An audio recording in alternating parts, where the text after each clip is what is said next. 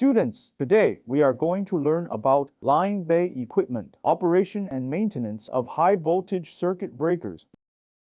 In this lesson, we need to master the function types, structure, and operational precautions of high-voltage fuses. After learning, you will be able to analyze and handle faults in high-voltage fuses. At the same time, be understanding high-voltage fuses and their development under China's innovation-driven background. We will enhance our national identity and foster innovation awareness. The key points of this lesson are the structure of high-voltage fuses and model numbers. The challenging part is the precautions for operating and maintaining high-voltage fuses. First, let's understand the development status of high-voltage fuses in China. The technology of high-voltage fuses in China began in the late 1990s. It has gone through 5 stages: technology introduction, professional market penetration, technology improvement, technology application, and adoption across various industries. Currently, domestic high-voltage fuses have relatively matured. They are increasingly being promoted across various fields, extending to terminal equipment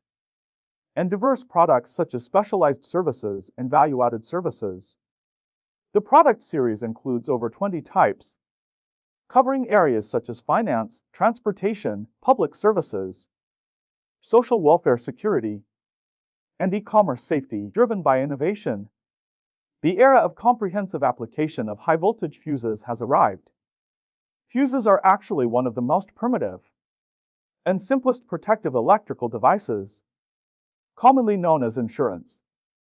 They involve intentionally placing a fusible metal element in a circuit. When a short circuit or overload occurs in the circuit, the element will overheat, reach its melting point, and self-fuse, thereby breaking the circuit and protecting other electrical equipment in the loop. However, with economic and technological development, the types and protection levels of fuses have greatly improved. Fuses have advantages such as simple structure, small size, lightweight, low cost, flexible use, and easy maintenance. They are generally used in installations with voltage levels of 60 kV and below, particularly in small capacity devices.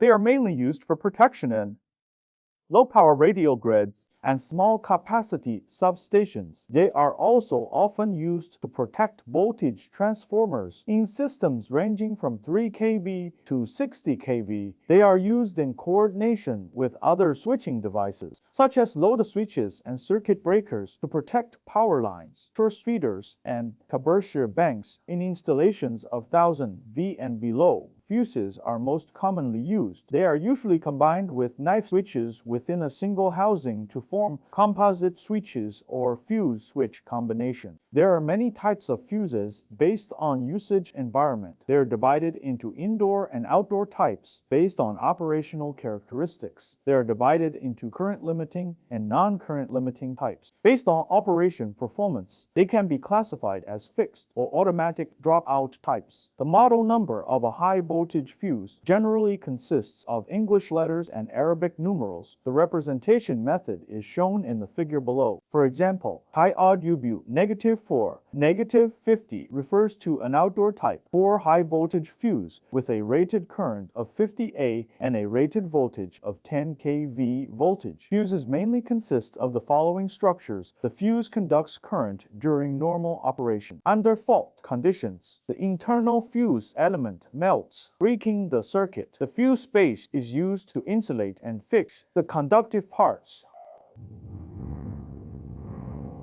and can extinguish the arcs. To reliably extinguish the arc, filler material is usually added inside the fuse tube. The filler is typically solid quartz, sand used to cool and extinguish the arc. The fuse element is the main component inside the fuse. It is made of metal and has a specific cross-section. Commonly used metal materials include copper, silver, zinc, lead, and lead-tin alloys. After understanding the structure of fuses, let's learn about the precautions for operating and maintaining maintaining high voltage fuses to ensure more reliable and safe operation of fuses, in addition to strictly selecting qualified products and accessories as required by regulation. The following points should be noted during operation and maintenance. First, check the insulation parts for damage and discharge traces. Second, check whether the fuse's rating, fuse element matching, and load current are compatible. For indoor fuses, check if the porcelain tube seal is intact and if the conductive parts are in tight contact with the fixed base contacts. Fourth, check if the installation angle of outdoor fuses has changed during opening and closing operations. The action should be sensitive. When the fuse element melts, the fuse tube should drop quickly to form a clear isolation gap. The main inspection items for high voltage fuses include: first, check the upper and lower connections of the fuse for looseness, discharge, or overheating. Second, check if the rotating parts of the fuse are flexible